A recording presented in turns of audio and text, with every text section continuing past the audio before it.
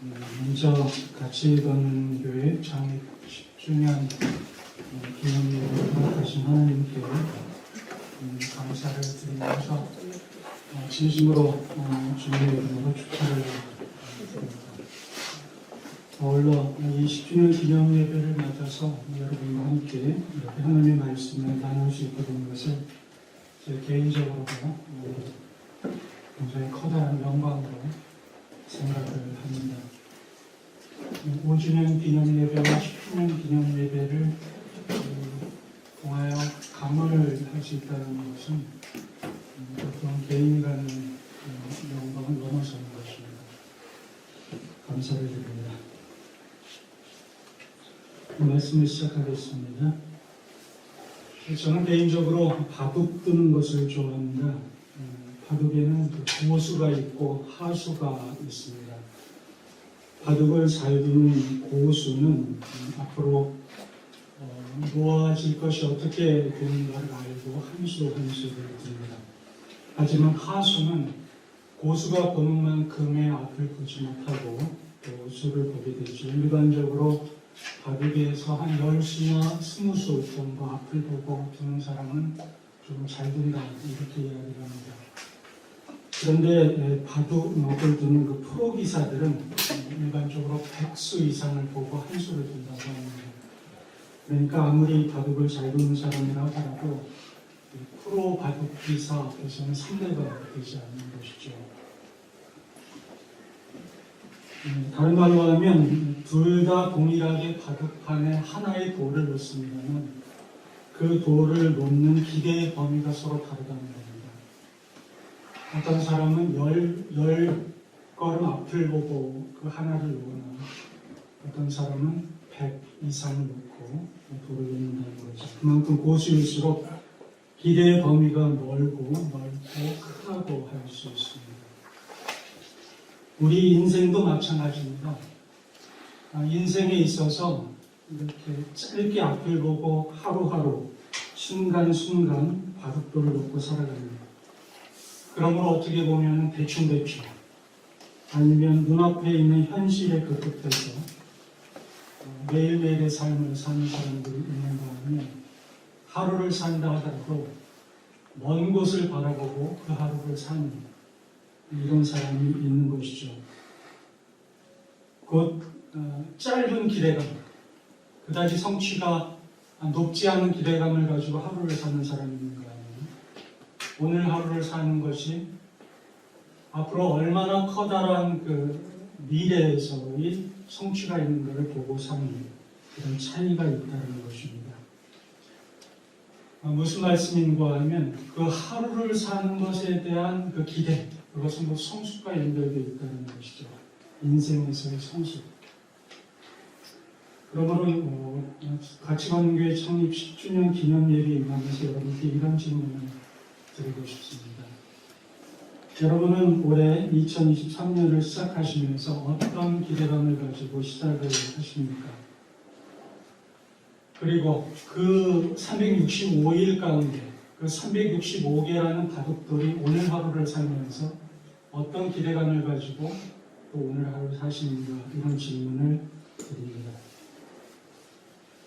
바라기는 그 기대감이 성숙된 것이기를 바랍니다.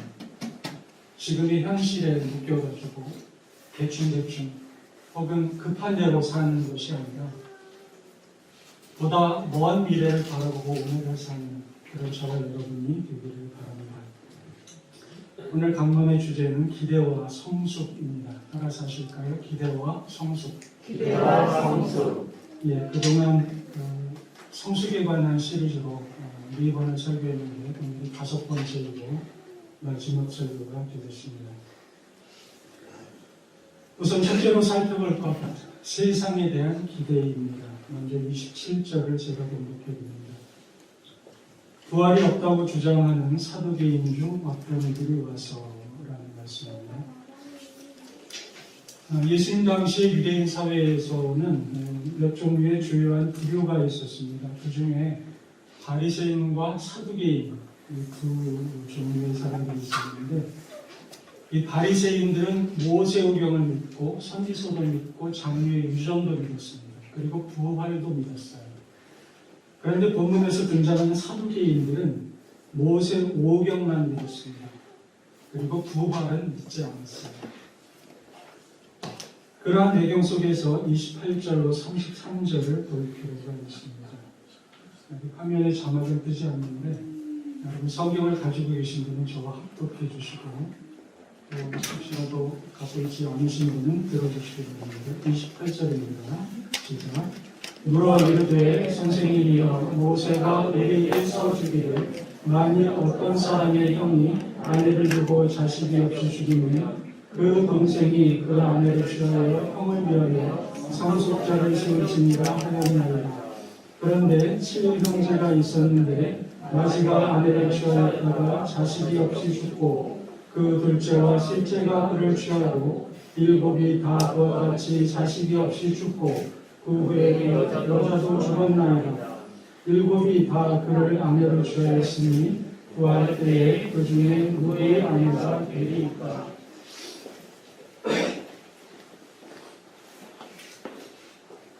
사도개인들이 이러한 질문을 예수님께 드린 이유는 그 의도가 명백합니다. 성경을 근거로 해서 예수님을 공경에 빠뜨리고자 합니다.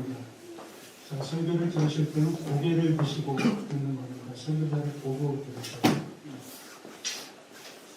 28절에 보면 물어 이르되 선생님이여 모세가 우리에게 써주기를 이라고 말합니다. 저들은 모세오경이 기록된 내용을 근거로 해서 이렇게 이야기하는 것을 예수님이 논쟁에서 벗어나지 못하도록 그물을 치고 있는 것입니다. 그들이 제기한 문제는 수훈법, 다른 말로 형사 취수 제도라는 그런 제도에 관한 것이었습니다. 고대는 지금과는 완전히 다른 사회였습니다. 오늘날에는 여성들이 직업을 가지지 않고 혼자서도 충분히 생계를 유지할 수 있었습니다. 그런데 당시의 여성들은 그럴 수 없었어요. 금전적으로 어디에서 소득을 구할 수 없었기 때문에 어렸을 때는 아버지의 의지에 했고 또 결혼을 해서 남편에게 의지했습니다. 그리고 아들을 낳게 되면 아들에게 의지해야 했죠. 가령 남편이 죽게 되면 그의 생계가 막연해졌기 때문에 사회적인 문제가 발생하게 되죠. 따라서 이제 남편을 잃은 아내는 그 동생의 아내가 되었습니다. 이러한 제도가 바로 형사 취수 제도이고요. 오늘날에도 일부 민족에게는 이러한 제도들이 존재합니다. 아울러 그 형이 가지고 있었던 재산권의 문제도 해결될 수 있는 것이죠. 동생에게 이어받게 되기 때문에요. 그러므로 사두개인들은 당시 유대 사회 사람들이 다 인정할 수밖에 없는 그런 제도를 이제 예로 드는 것입니다. 그런데 이들이 드는 그 예가 조금 극단적이에요. 여러분 한번 이 확률을 생각해 보십시오. 제일 맏형이 있었는데 그 맏형이 죽어요. 그래서 그 아내가 둘째에게 시집을 갑니다. 근데 또 둘째가 죽어요. 그래서 그 다음 사람에게 시집을 가요. 이렇게 계속 시집을 가서 7번째 막내까지 갑니다. 그런데 7번째 먼저 죽습니다. 이러한 일이 일어날 확률이 있겠는가? 거의 불가능하겠죠. 그런데 이러한 극단적인 예를 들게 되고 그리고 이제 이 아내도 다 죽습니다. 그러면 천국에 간다면 이 아내는 도대체 누구의 아내가 되겠는가? 이런 질문을 던지는 거죠. 무슨 말인가요? 누구의 아내가 되겠습니까? 첫째입니까? 둘째입니까? 혹은 막내입니까? 대답하기가 곤란하잖아요. 따라서 부활이 없다라는 이러한 그 주장을 자신들이 하고 싶어가지고 이렇게 대답하기 어려운 그 문제를 낸 겁니다. 자, 여러분이라면 뭐라고 대답하시겠습니까? 저는 좀 곤란할 것 같아요. 그런데 우리는 본문을 통해서 사두개인들이 어떤 관점을 가지고 이 질문을 했는가를 알 수 있습니다. 그것은 그들은 부활을 믿지 않았다는 겁니다. 그러면서 동시에 이 땅의 어떤 상황만을 보았다는 거예요. 그들이 보는 관점은 이 땅에 국한되어 있었습니다. 따라서 당연한 질문일 것이고 또 그들은 이 질문을 던지고 굉장히 쾌재를 속으로 불렀을 거예요. 이렇게 이 땅을 보고 사는 것은 현대인에게 있어서 쉽게 발견할 수 있는 것입니다.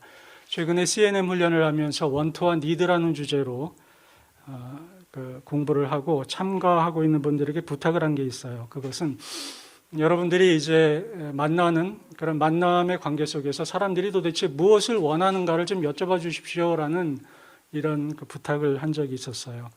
그랬더니 대부분은 대답을 이렇게 하시더라고요. 제가 만났던 사람들의 거의 대부분은 첫째는 돈, 둘째는 건강이었다. 원하는 것은 그것이었다라고 이야기를 하였습니다. 이 땅을 사는 사람들의 그 기대, 모든 대화의 기대 혹은 모든 행동의 기대 가운데 상당 부분은 바로 돈과 건강이었다는 겁니다. 현대인들에게 돈과 건강 중에 하나를 고르라면 무엇을 선택하게 할까? 대부분은 이렇게 이야기하죠. 건강을 잃으면 돈이 무슨 소용이 있겠는가? 너무 당연한 얘기 아닙니까? 그럼에도 불구하고 말은 그렇게 하지만 또 현대인들은 어떻게 사냐면 돈을 벌기 위해서 건강을 해쳐갑니다. 곧 건강을 해치는 것임에도 불구하고 열심히 돈을 벌려고 그래요. 돈을 최우선시하며 살고 있습니다. 그래서 돈이 되는 것이라면 심지어 남에게 고통을 안기고 남에게 심각한 해를 끼쳐도 그래도 조금은 무방하다 이런 이야기를 합니다. 돈이 되는 것은 선이요 돈을 잃게 만드는 것은 악이라고 여깁니다. 문제는 이러한 현상이 세상의 기대만을 가지고 사는 사람들뿐 아니라 우리 예수 믿는 사람에게도 그런 것을 발견할 수 있다는 거죠. 돈이 되는 것이라면 주일의 예배는 조금 생략해도 된다. 돈이 되는 것이라면 나의 영성 생활을 유지하는 것을 조금 뒤로 미루어도 된다. 이런 생각을 가지고 살아갑니다. 이런 말씀을 드리면 곧바로 저에게 또 반문하시는 그런 질문이 생겨요. 그럼 그런 이야기라는 당신은 돈이 필요가 없다는 얘기냐? 당신은 돈이 없어도 살 수 있는가라는 질문을 할 수 있다는 거죠. 맞습니다. 저도 돈이 필요합니다. 그리고 돈이 있어야 살아갑니다. 돈을 향한 기대감도 있습니다. 그러나 제게 있어서 확실한 것 하나가 있습니다. 그것은 뭐냐면 돈이 주는 기대감, 돈이 저에게 주는 안정감은 생각보다 그렇게 크지 않다라는 것입니다. 그리고 제가 알기로는 여러분의 거의 모든 분들도 그러하리라 생각을 합니다. 돈이 우리에게 얼마나 삶을 책임져주고 우리를 보장한다고 생각하십니까? 돈이 많은 사람은 암에 걸리지 않나요? 그리고 치명적인 암에 걸린 사람은 그 생명을 연장할 수 있나요? 그렇지 못합니다. 그리고 그 돈이 과연 그 사람의 모든 것을 보장하느냐? 그런 세상의 기대가 그 사람을 정말 안전하게 하느냐라는 질문. 여러분, 금방 이들이 예로 든 7번 결혼한 여자를 한번 생각해 보십시오. 그 여성. 자기의 남편이 죽어서 둘째와 결혼하고 또 셋째와 결혼하고 넷째와 결혼하고 계속해서 결혼해가는 이 여인. 그 사람은 생계를 위해서 어떻게 보면 이 세상의 안전을 위해서 살았을 것입니다. 가령 있었다면. 그러나 정말 그는 행복하고 안정감 있게 살았을까요? 가령 4번째 결혼했을 때 그의 마음 가운데는 혹시라도 이 4번째 남편이 먼저 세상을 떠나지 않을까 하는 불안감은 없었을까요? 과연 당시의 그 형사 취수제도라는 방법은 진정한 대안이었을까요? 또 이러한 예를 드는 사두개인들 자체도 부활을 믿지 않는 이들은 정말 평안한 삶을 살았을까요? 이 세상에 대한 기대를 가지고 사는 그 그러한 삶 자체가 그를 보장했을까요? 그의 삶을? 이러한 질문을 던지게 됩니다. 그러므로 이 시간에 제가 여러분께 던지는 질문이 바로 그것입니다. 여러분 도대체 무엇을 기대하고 사십니까? 이번에 내가 진학하고자 하는 그 무슨 대학, 무슨 직장, 거기에 취업을 하면 여러분의 삶이 진정으로 안정된다고 생각하십니까? 도대체 무엇이 우리의 삶을 보장하고 우리에게 진정한 기대감을 줄 수 있다고 생각하십니까? 저는 오늘 본문을 묵상하면서 그렇다. 이 땅에서 세상의 사람들이 기대하고 살아가는 그 모든 것은 그에게 진정한 방패막이가 되지 못한다는 사실입니다. 이제 두 번째 생각해 볼 것은 천국에 대한 기대감입니다. 본문 34절에서 36절까지를 합독하도록 하죠. 34절 시작. 예수께서 이르시되 이 세상의 자녀들은 장가도 가고 시집도 가되 저 세상과 및 죽은 자 가운데서 부활함을 얻기에 합당히 여김을 받은 자들은 장가가고 시집가는 일이 없으며 그들은 다시 죽을 수도 없나니 이는 천사와 동등이요 부활의 자녀로서 하나님의 자녀임이라. 예수님께서는 그들의 질문에 대해 답변하시는데 그 주제를 천국으로 그리고 부활로 저 세상으로 옮깁니다. 사두개인들은 부활이 없다고 주장했지만 예수님은 그렇지 않다. 부활이라는 것이 존재한다. 그리고 죽음 이후에 가는 저 세상이 존재한다라고 말씀하십니다. 그것은 이 땅과 다르다라고 말씀하시는데 네 가지가 다르다라고 합니다. 첫째, 결혼하는 일이 없습니다. 거기에선 남편과 아내가 없습니다. 그리고 죽음이 없습니다. 사망의 고통이나 죽음이 주는 이별이 없습니다. 그리고 천사와 같게 됩니다. 천사가 갖는 현재 우리가 육신을 가지고 있는 인간이 누리지 못하는 독특한 영역과 능력들이 있습니다. 그러한 것들을 누릴 수 있다라고 말합니다. 그리고 네 번째로 부활의 자녀로서 하나님의 자녀라고 말합니다. 우리가 여기서 주목할 것은 자녀라는 단어입니다. 자녀라는 것은 부모라는 단어를 전제합니다. 부모가 있어야 자녀가 있는 것이죠. 오늘날 제가 참 안타깝게 여기는 단어가 흙수저, 금수저라는 단어입니다. 똑같이 이 땅을 태어났는데 누구는 출발점이 다릅니다. 경주장에서 똑같이 뛰는 것이 아닙니다. 누구는 한참 앞에서 뛰고 누구는 한참 뒤에서 뛰면서 그것을 공평한 인생이라고 이야기합니다. 왜 흙수저와 금수저라는 단어가 생깁니까? 부모 때문입니다. 부모를 잘 만나면 금수저가 되는 거죠. 그런데 본문은 우리 자신이 부활의 자녀요 하나님의 자녀라고 말합니다. 온 우주를 만드신 하나님을 아버지로 모신 존재라고 이야기하는 것이죠. 이 땅에 아무리 자신이 금수저요 다이아몬드 수저라 할지라도 하나님의 자녀와 버금갈 수 없습니다. 이러한 존재라고 이야기를 하는 것이죠. 그리고 예수님께서 말씀하시는 것은 죽음 이후의 삶입니다. 죽은 다음에 이 땅의 삶이 마쳐진 다음에 가는 곳이 있는데 그것이 바로 천국이라고 이야기합니다. 사실 그 일제강점기 때 혹은 그 이전 구한말 시대 때 복음이 이 땅에 들어오면서 많은 사람들이 예수님을 믿었어요. 그 믿었던 이유 중에 하나는 뭐냐면 이 땅의 삶이 너무 고달프거든요. 너무 힘들어요. 여기 그 전쟁의 세대를 겪어주신 우리 어르신은 느끼시겠지만 얼마나 6.25가 난리통이었습니까? 그때 바라볼 수 있는 것은 이 땅의 삶이 아니었어요. 빨리 이 땅의 삶이 맞춰지고 저 천국을 향하자. 그래서 우리들의 신앙, 한국인의 신앙의 그 출발점에는 저 천국이 있었습니다. 아멘 주 예수여 오시옵소서라는 신앙이 있었어요. 그런데 이제 경제가 발전하면서 또 신앙이 이제 많이 성숙하면서 어떠한 개념이 우리들에게 들어왔냐면 저 땅에서의 천국뿐 아니라 이 땅에서의 천국이 중요하다.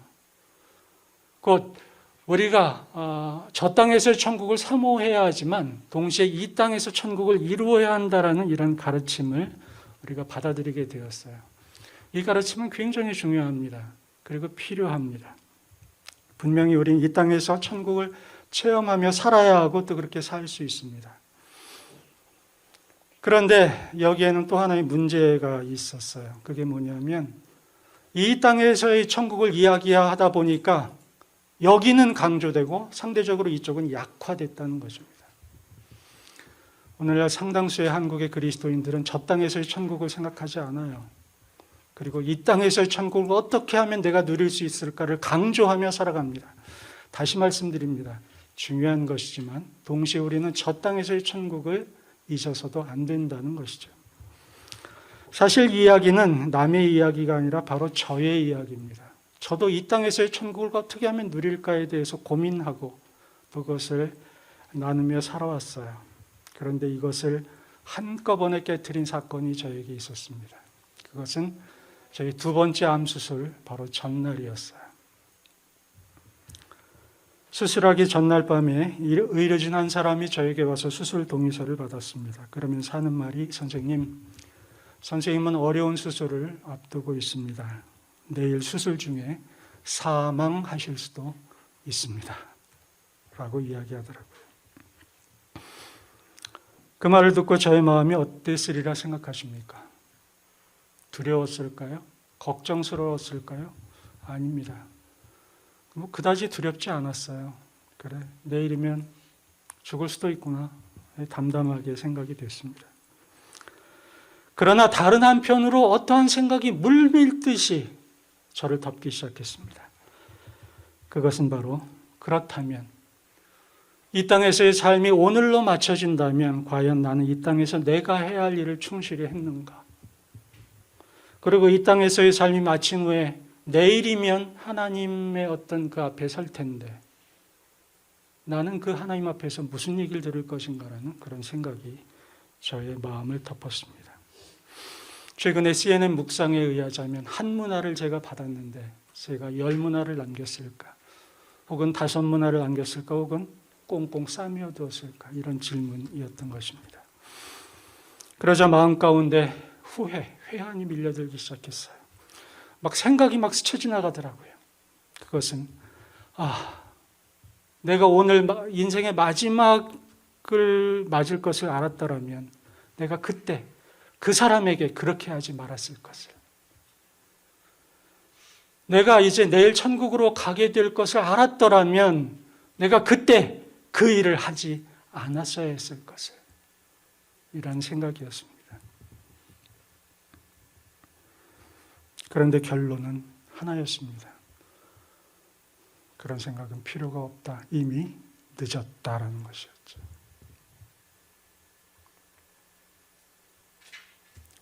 제가 왜 여러분에게 이 말씀을 드릴까요? 그것은 앞으로 우리가 갈 곳 천국이 있다라는 것을 아는 사람, 그리고 그것이 내가 생각하는 것보다 빠르게 올 수 있다라는 것을 아는 사람은 이 땅에서의 삶이 조금 다르다라는 것을 말씀드리고 싶어서 그렇습니다. 여러분, 아이를 가진 임산부 있으시잖아요. 그분들은 감기약 먹는 것도 조심합니다. 왜요? 아이를 낳았을 때 건강한 아이를 낳기 위해서 그렇습니다. 그래서 지금 감기약 먹는 것도 조심하는 거예요. 그런데 지금 아이를 낳지 않습니다. 그냥 태중에 있어요. 그럼에도 불구하고 그 건강한 아이를 만날 그날이 있기 때문에 현재의 삶을 조정하는 것입니다. 수험생도 마찬가지입니다. 왜 그렇게 열심히 공부합니까?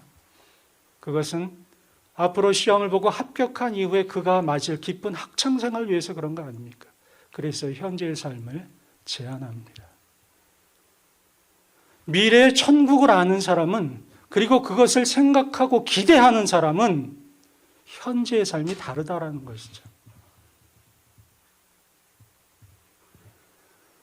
여러분, 정말 바라는 것이 있습니다. 저는 이 수술받고 이렇게 몸이 아픈 것에 대해서 감사하는 여러 가지 이유가 있는데 그 중에 하나가 이 천국에 대해서 깊이 생각했다라는 것입니다. 그래서 그날 이후에, 그 전도 물론 없지 않았겠습니다만 그날 이후에 저의 삶은 상당히 바뀌었습니다. 그래, 그날을 준비하며 오늘을 살자. 그래서 오늘 하나님이 나의 삶을, 나의 목숨을 걷어가신다 하더라도 후회함 없이 갈 수 있도록 하자. 뭐뭐 했으면 좋았을 것을, 그걸 생각하는 날은 이미 늦은 날입니다. 이렇게 천국을 생각하며 사는 사람은 지금 돈이 비록 충분치 않다 하더라도 그 삶이 그렇게 불행하지 않아요. 뭔가 내가 이렇게 하면 좀 만족하겠다라고 생각하는 그 삶의 어떤 환경과 영역이 조성되지 않아도 그렇게 불평하지 않습니다. 왜? 하나님이 이 상황을 역시 보시기도 하지만 나에게는 진정으로 준비된 그곳이 있다는 것을 믿고 살기 때문입니다.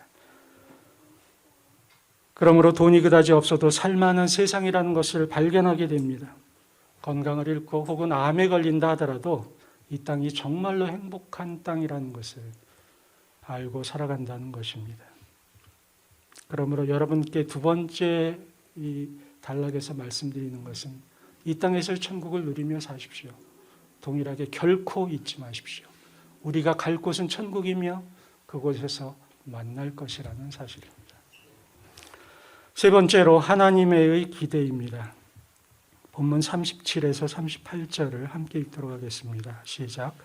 죽은 자가 다시 살아난다는 것은 모세도 가시나무 떨기에 관한 글에서 주를 아브라함의 하나님이요 이삭의 하나님이요 야곱의 하나님이시라 칭하였나니 하나님은 죽은 자의 하나님이 아니요 살아있는 자의 하나님이시라 하나님에게는 모든 사람이 살아있느니라 하시니.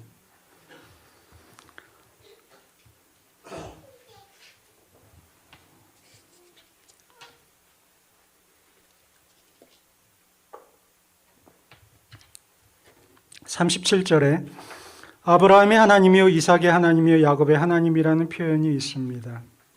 이 표현은 우리가 성경을 읽을 때 자주 접하는 문구지요. 그러면 왜 하나님은 이러한 분이라고 묘사를 하겠습니까? 그 대답은 38절에 나와 있습니다.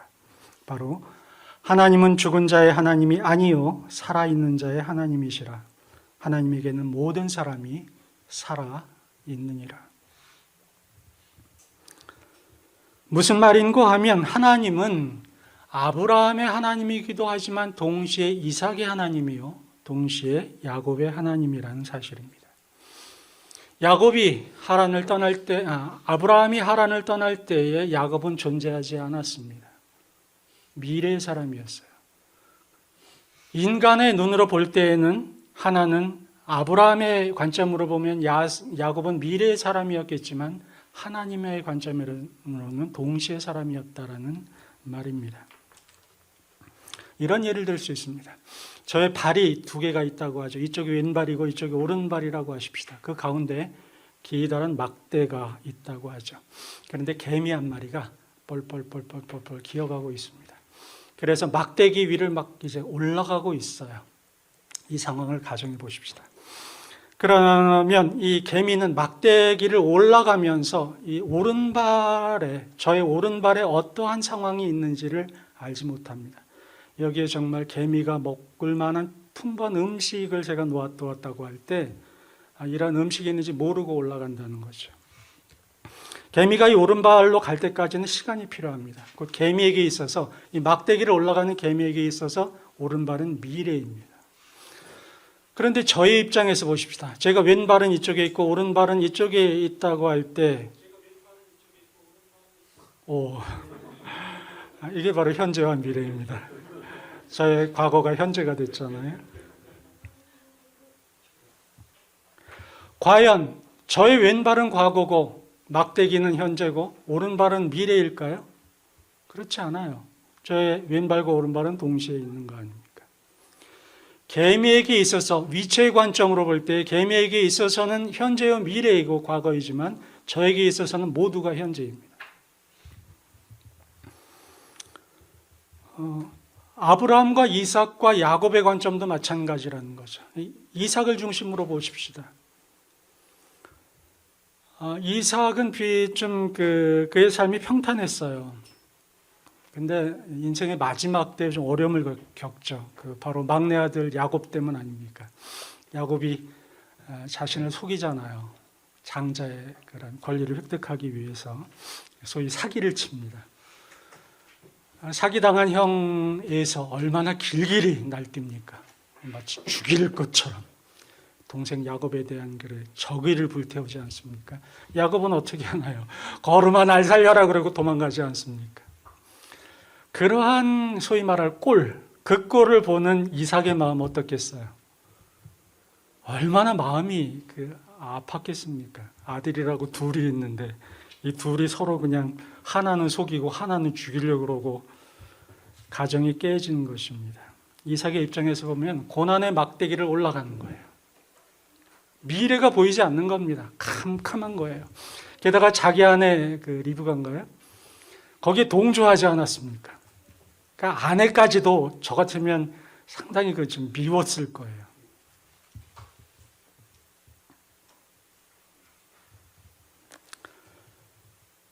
그러니까 이삭의 마음 속에, 그토록 좀 고통스러운 마음 속에, 그럼 이삭은 마음에 신앙이 없었을까? 하나님을 믿고 있었어요, 분명히. 그는 자기가 모리아 산에서의 주인공 아닙니까? 자기를 제물로 바치려는 아버지 아브라함도 알고 있고, 또 자기를 죽이려고 할 때 하나님께서 양을 준비하셨다는 것도 알고 있습니다. 하나님의 도우심을 충분히 경험했던 믿음 있는 이삭이었어요. 그럼에도 불구하고 당시의 그 가정 환경은 그를 충분히 힘들게 했습니다. 왜? 그는 이 고난의 골짜기를 올라가면서 막대기를 올라가면서 그 미래가 보이지 않았기 때문이에요. 그에게 있어서는 미래였다는 것입니다.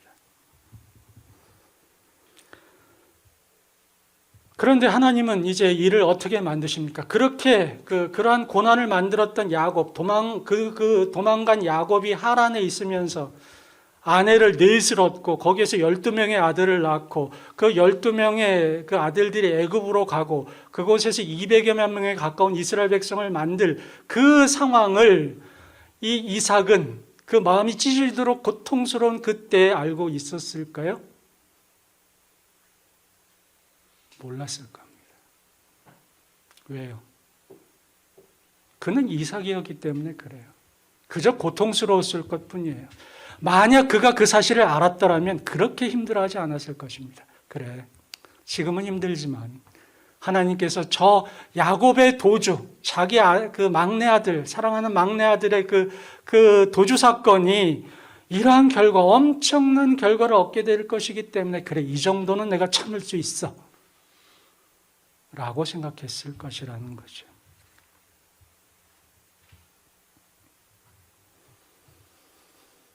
이제 하나님의 관점에서 보십시다. 그러면 하나님은 이삭이 그렇게 고통스러워했을 때에는 현재였으나 애굽 땅에서 출애굽했던 그 상황 속에서는 미래의 하나님이시겠느냐라는 거죠. 그게 아니다라고 말하는 것이 본문입니다.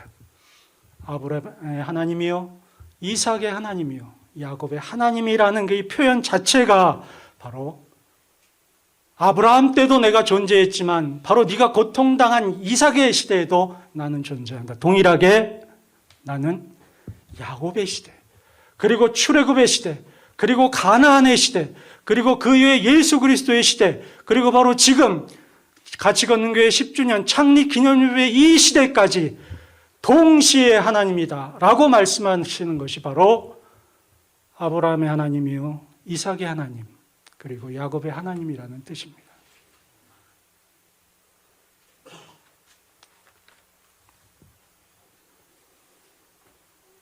이 동시에 하나님이시기 때문에 하나님은 그 동시에 하나님의 일을 하십니다. 개미가 막 막대기를 올라가요. 근데 이게 너무 높아. 하나님은 가령 이 막대기가 너무 높아서 개미가 못 올라갈 것 같다라고 생각하시면, 그래서 이 오른발까지 못 갈 거라고 생각하시면 막대기의 높이를 낮추십니다. 이 개미가 정말 자기를 헌신하고 희생하면서 올라가요. 어떤 노고가 너무 흡족해요. 그렇다면 하나님께서는 이 오른발에 보다 풍성한 상급으로 만들어 놓으십니다.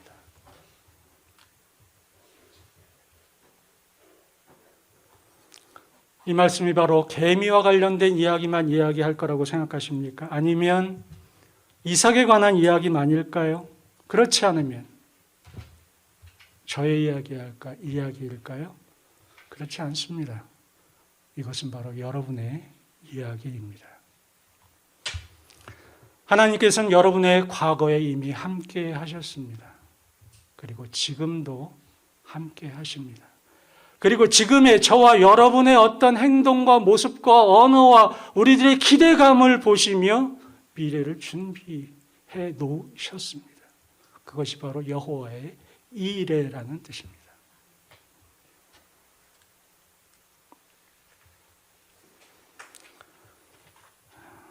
저는 5년 전에 여러분과 함께 동역에 대해서 이야기를 했어요. 제가 한국에 와서. 그리고 그 5년 전 창립 예배 때 10년 창립 예배가 되면 성숙에 대해서 이야기할 것이라고 말씀을 드렸어요. 그래서 5번에 걸쳐서 성숙에 대한 이야기를 지금 나누고 있는 것입니다. 우리에게 있어서 5년 전은 과거입니다. 그리고 지금은 현재입니다. 그러나 오늘의 본문에 의하면 5년 전에 하나님이 계신 그 하나님은 바로 지금의 하나님이시라는 것이죠. 이와 동시에 이야기하는 것은 뭐냐면 10주년 기념 예배의 하나님은 같이 걷는 교회 20주년의 기념 예배의 하나님이시라는 사실입니다. 우리에게 있어서는 너무 멀어. 그때 도대체 무슨 일이 있을까? 어떻게 보면 의심하기도 하고 어떻게 보면 별로 안 될 거야 라고 생각할 수도 있고 얼마나 될까라고 생각할 수도 있지만 그러나 하나님이 이미 그때 계시다라는 것입니다. 저는 이 같이 걷는 교회가 창립되면서부터 좀 어떻게 보면 개인적으로 많은 그 관심과 사랑을 가지고 지켜보았어요. 이 목사님께서 신월동에 처음 개척을 하실 때부터 그리고 개척하신 지 얼마 안 되고 나서 중국에 오셨더라고요. 너무 힘드시대요. 그래서 너무 힘든 게 마음으로 느껴졌어요. 그래서 제가 목사님께 이런 권유도 드렸어요. 거기 개척 접으시고 저와 함께 선교지로 오셔서 같이 선교하십시다. 이런 부탁의 말씀도 드린 적이 있습니다. 그리고 나서 5년 전에 제가 이제 불가피하게 귀국을 해서 또 이렇게 보니까 아름다운 공동체가 구성이 되어 있더라고요. 그리고 지금 이 시간을 맞은 것입니다. 여러분, 신월동에서 처음 유 목사님이 개척을 하셨을 때 지금의 모습이 있을 거라고 생각하시고 이미 확인하셨을까요? 인간의 눈으로는 그러지 못했을 것입니다.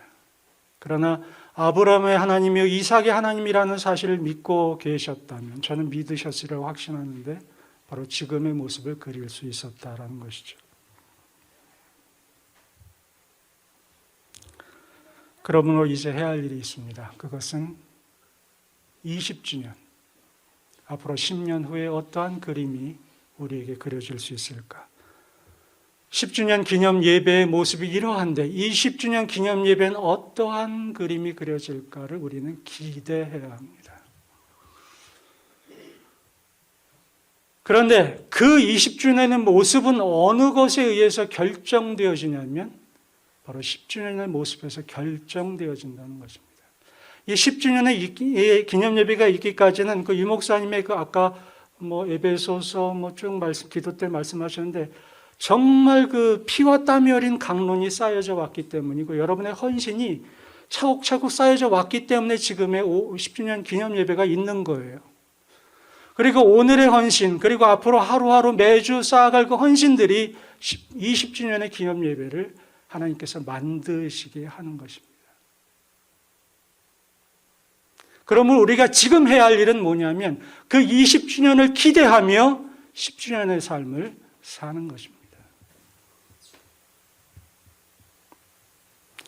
그 기대함 가운데 이삭과 야곱의 삶을 보면 평탄하지 않은 삶이 많았어요. 그리고 야곱의 그 자손이었던 요셉도 마찬가지 아니었습니까?